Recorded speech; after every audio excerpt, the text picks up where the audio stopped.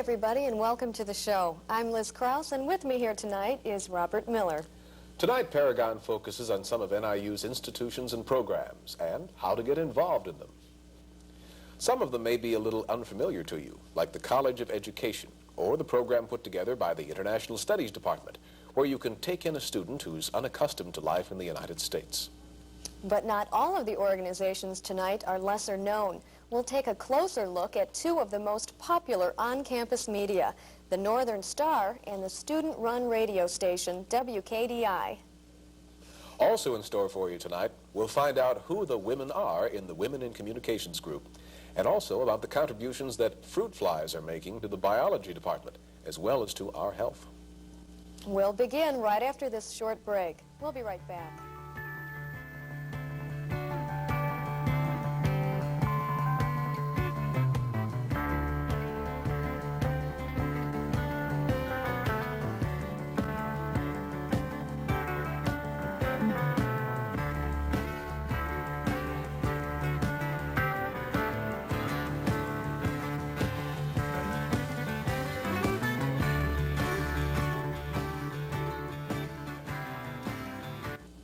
It's a bit surprising, but nonetheless, it's the biology department's new guinea pig.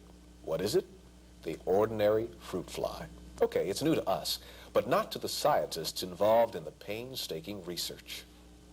Dr. Stanley Mittler is just one of the many fruit fly researchers. He's been studying the insects for a number of years, particularly the way they respond to cancer-causing agents and stimulants like nitrates and caffeine. Here's a peek at what he does and the reason why people like Mittler are swarming to fruit flies.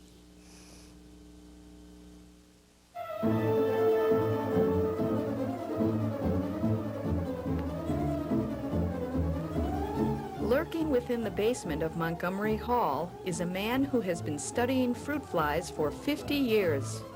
His love for these insects, known as Drosophila, is not the only motivation.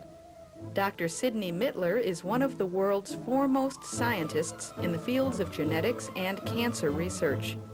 Dr. Mittler tells us about his most important findings. I think one of my most outstanding contributions was that I found that caffeine, when fed to Drosophila, broke chromosomes.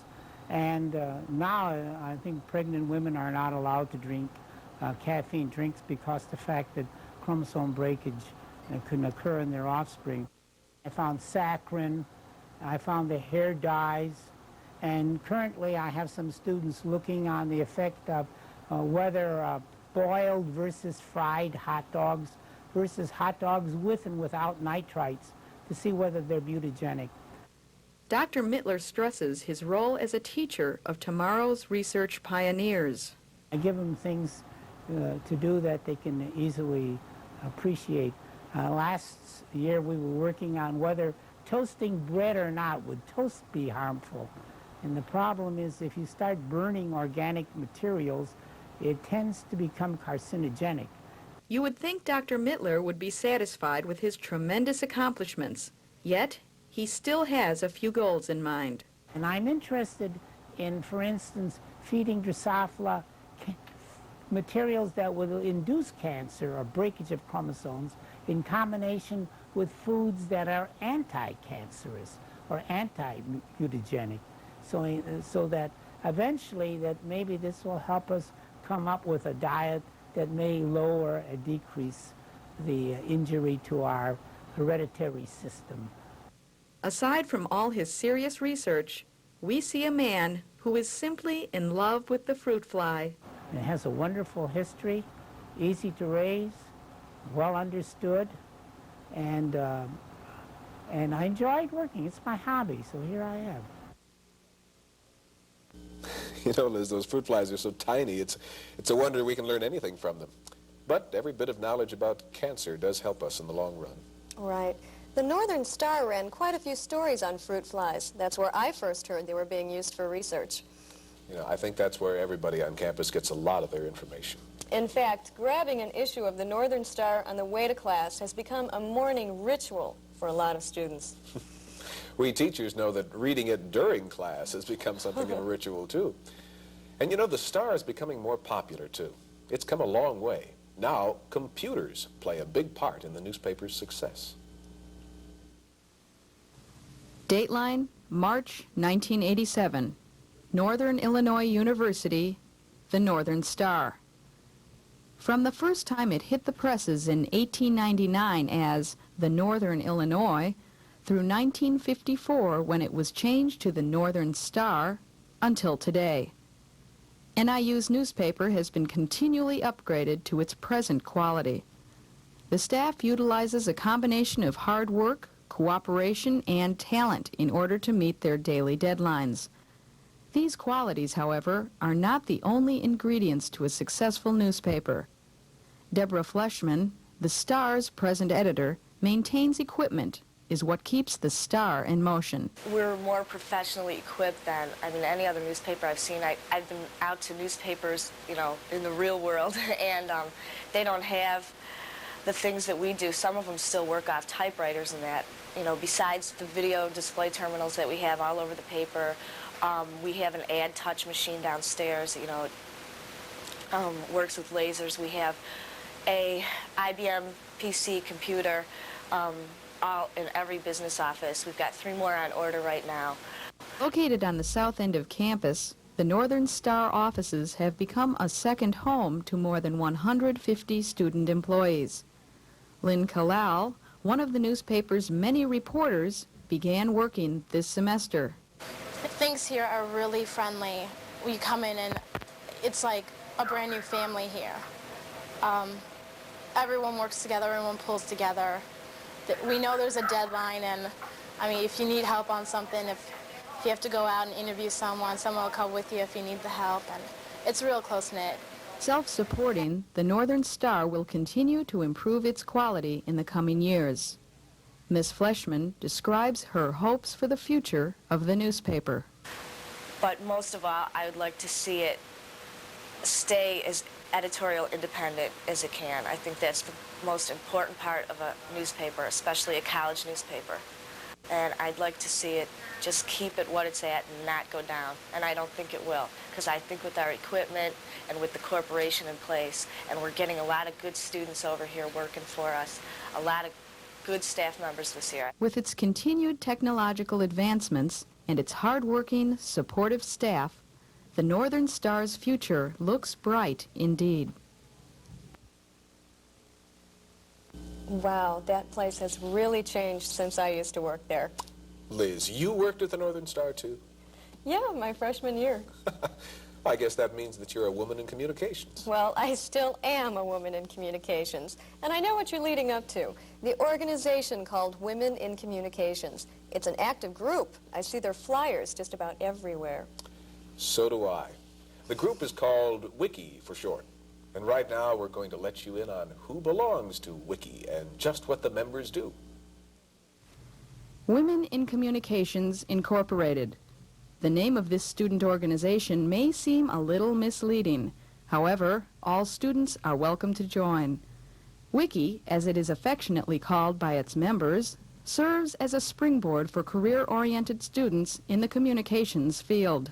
Getting involved in an organization like Women in Communications is important because through career conferences and things like that, we have one coming up next month, you get to meet people that have been in the field for a long time, people with quite a lot of experience in communications, and also people who are still in college perhaps and happen to be in the same boat. Women in Communications is not just for women. It has programs available for everyone, such as the Professional Partner Program. It's like a day on the job, a one-day mini internship, where the student applies and we match them up with a professional who is doing the kind of job that that student would like to do. So then they get together for one day. Hopefully the student will get to see some things at that person's company that are going on, whether it be taping a TV show or writing press releases or whatever, so that that student gets more knowledge and more insight into what that particular job holds. Wiki can help in resume writing by providing essential tips. I think maybe you tried to condense it too much. Oh, yeah. It looks like you've got a little bit of space here that you can play with. You might want to try and Women in use Communications standard Incorporated I'm is sure a we beneficial can club available to all. That's a great way to help out your fellow man or fellow woman. Yes, Liz, it is. And there are still other organizations that are eager to lend a helping hand.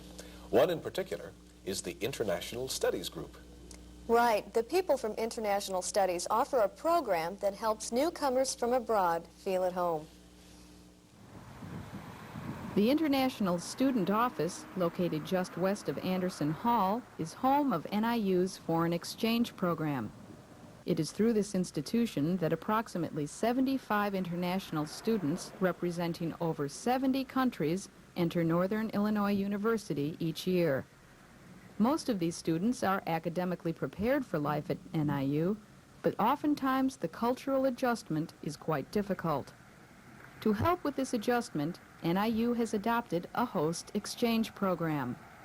Sue Robbins, head of undergraduate admissions for international students, explains a bit about the program. It's not a live-in program. They usually live off campus or have dormitory housing. So really what our host family program does is just to spend a few hours every month with the students, taking them shopping. A lot of students are from warmer weathers and they're not used to this cold weather, so a host family would help them buy coats, things like that. Ahmad Idris is a Malaysian exchange student studying here at NIU. He is hosted by the Andersons, a DeKalb family. Ahmad describes some of the benefits of having a host family. Most difficult thing that I face as a foreign student is loneliness. As a married man, I got 4 kids at home, to be doing my own cooking, to be sleeping alone. Well, that's take a lot of courage to face this situation. And Malaysia is tropical countries, and here, you know, facing the first time snow is just, you know, unbearable. But having a family like this, I can keep my mind away of all that. I mean, of all the problem. I feel at home. I can see John, just like my own son, playing around, you know. When you can release your tension there, you can study better. So I'm very grateful to carry on a family. The exchange program also benefits the host family.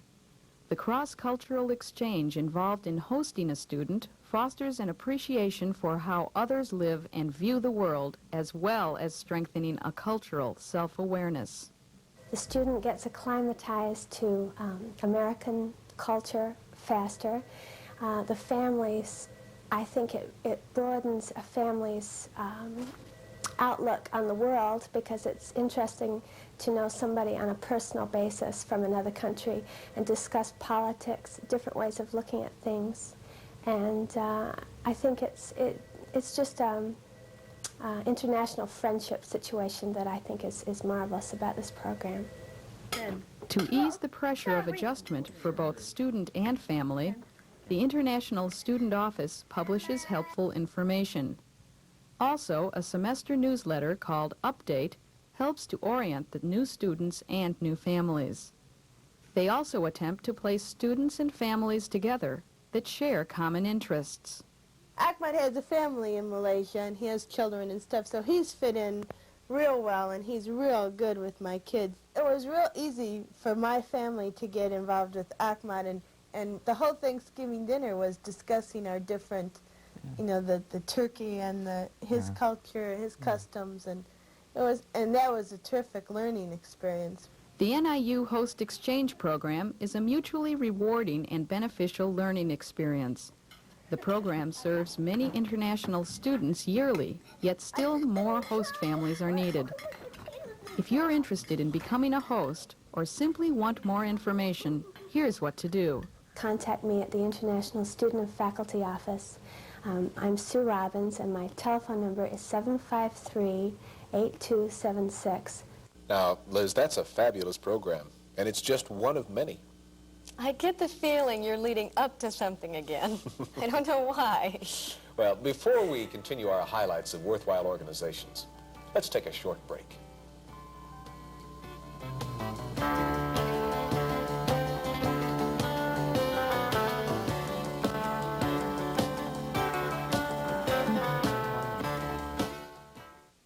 Last last year, the federal government wasted $600 million maintaining obsolete computers.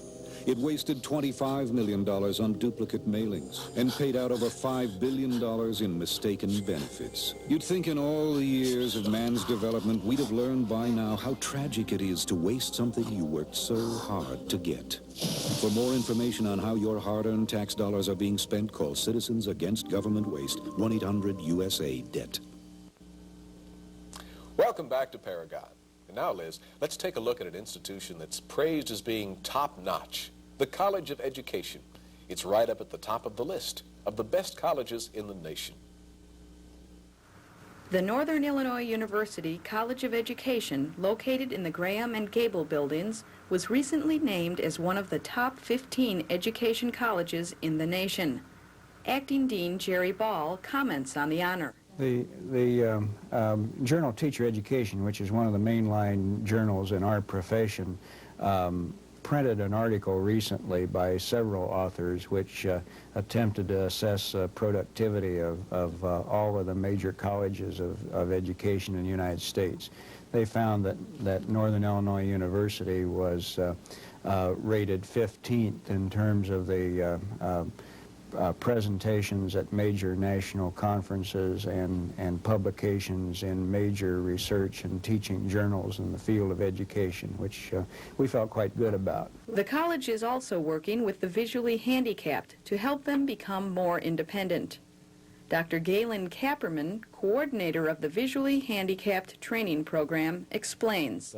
Visually handicapped people are people, both children and adults, who deserve an even break in life, who have a strike against them, and that we as professionally trained individuals, both children, teachers of children and rehabilitation workers for the adult blind, it is our job or responsibility to help those individuals in a professional way, to help those individuals to gain the skills that will enable them to live as independently as possible and to live as productively and happily as possible. Kapperman is working with a computer system which allows anyone to perform word processing and create both printed and Braille documents. The computer is also able to speak to its owner. Mary Patrick Little Lamb, Mary Patrick Little Lamb, Mary Patrick Little Lamb. Now there's nothing for born built meant to come to nothing but their country. Not round fox jumped over, not lazy dogs. Kapperman is excited about what the computer will do for the visually handicapped.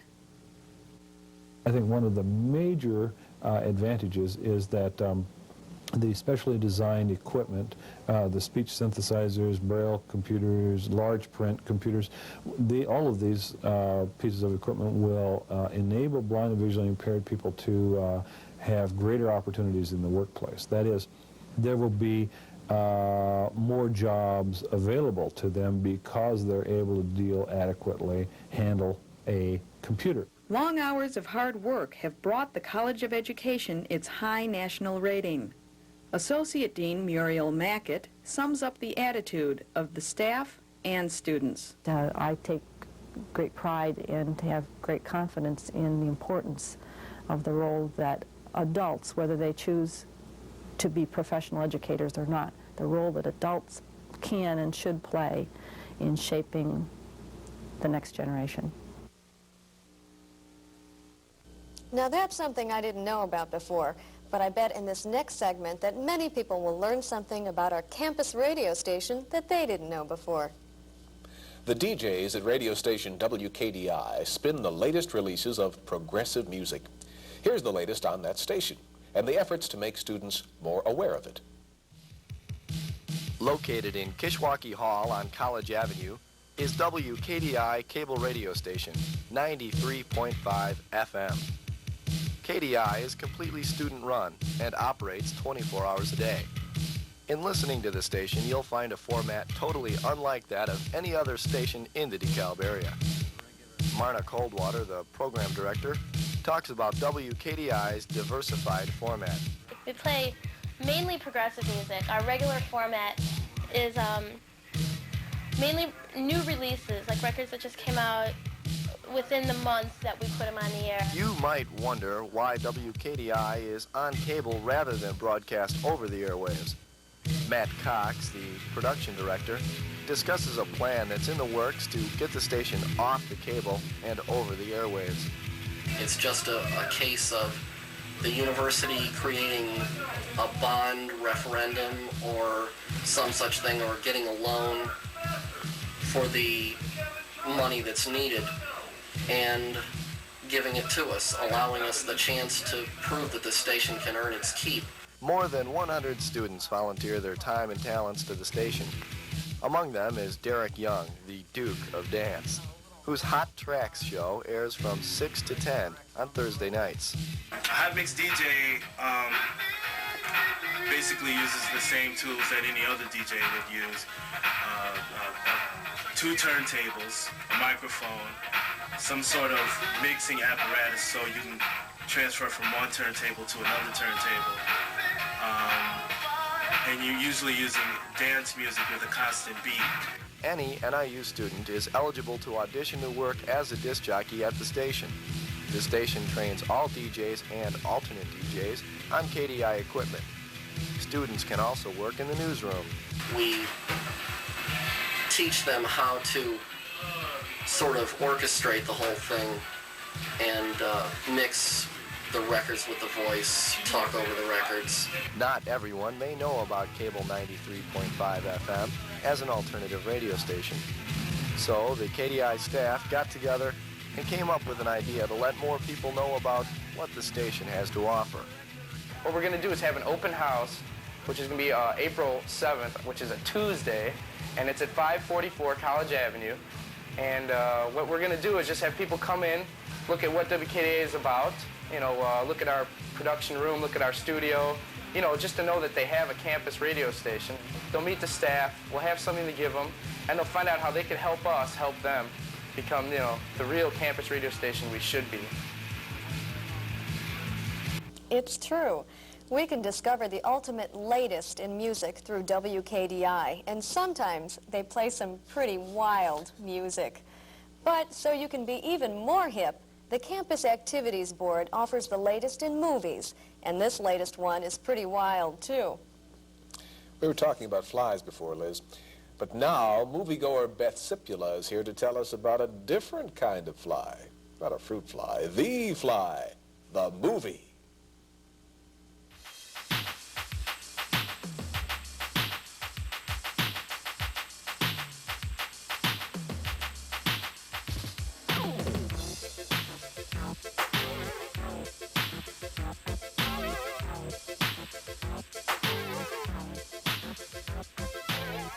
Hi, I'm Beth with this week's Cine Club and Campus Activities Board coming attractions. This weekend on Friday and Sunday, the Campus Activities Board is showing the 1986 horror film, The Fly. It stars Jeff Goldblum as a shy and quirky scientist named Seth Brundle, who invents a machine that can transport matter from one place to another. He decides to try the machine out for himself, but does not realize that a common housefly has entered the chamber with him. What happens after this is a grotesque physical and emotional transformation, which eventually gives him the genes of both a housefly and a human being. Jeff Goldblum, who has previously starred in comedy films like The Big Chill, really gives an affecting performance here. Starring opposite him is his real-life girlfriend, Gina Davis. I recommend The Fly, and especially if you like horror films, but you need to be warned. It really is as disgusting as you've been told.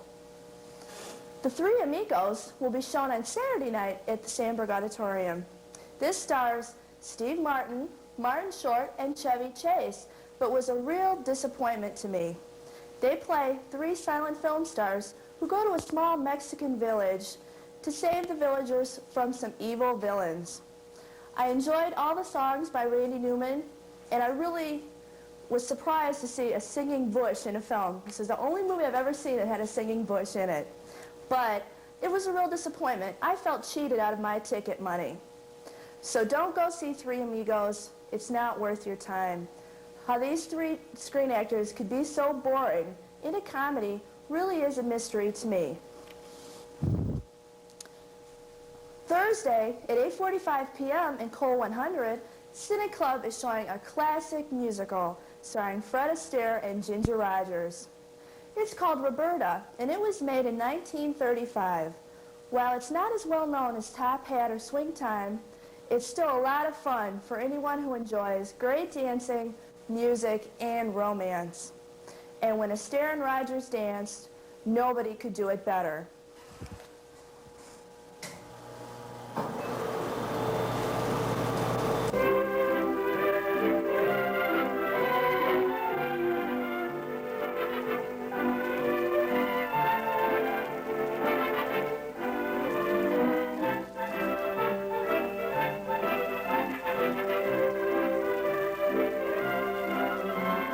Friday at 7:30 p.m. in Cole 100, Heart of Glass by director Werner Herzog will be shown to continue the German Film Festival. This is the story of a small village who loses its secret ingredient for making an ancient ruby glass. The townspeople turn to mayhem and murder in order to recover this stolen ingredient. Here's a look at Heart of Glass. Das ist der Tote. Na, erwischt hat's ein Ascherl. Der Hirs hat geweissagt, der Erste, der Untere, der fällt zuerst. Und schau. Join me next week when we'll take a look at Robert Redford and Deborah Winger in Legal Eagles. You know, Robert, I didn't go out and see one movie over spring break vacation. Oh, you didn't, Liz? No. That's too bad. I always enjoy a good movie. It relaxes me. Well, some movies will put you to sleep, too, but not The Fly, of course. Well, so much for my vacation. Many of us know vacations were invented so we can kick back and relax by doing something we enjoy. But we at Paragon get the feeling that all work and no play make for really tense students.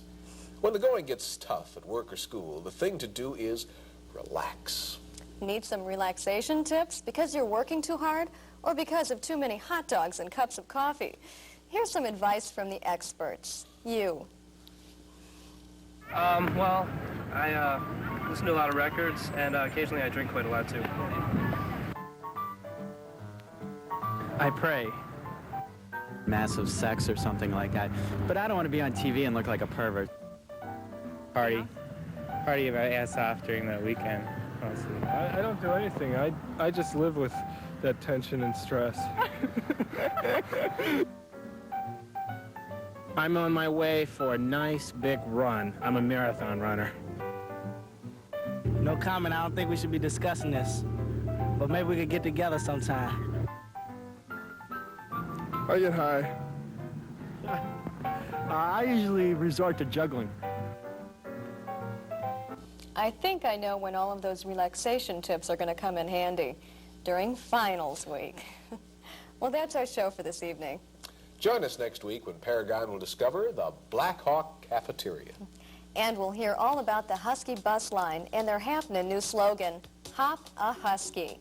Plus some tips for keeping in shape since you're not walking to class anymore. Thanks for joining us. Have a good evening and good night. Good night. Paragon was sponsored in part by Leith Furniture. Shop and compare. You'll always save at Leith Furniture.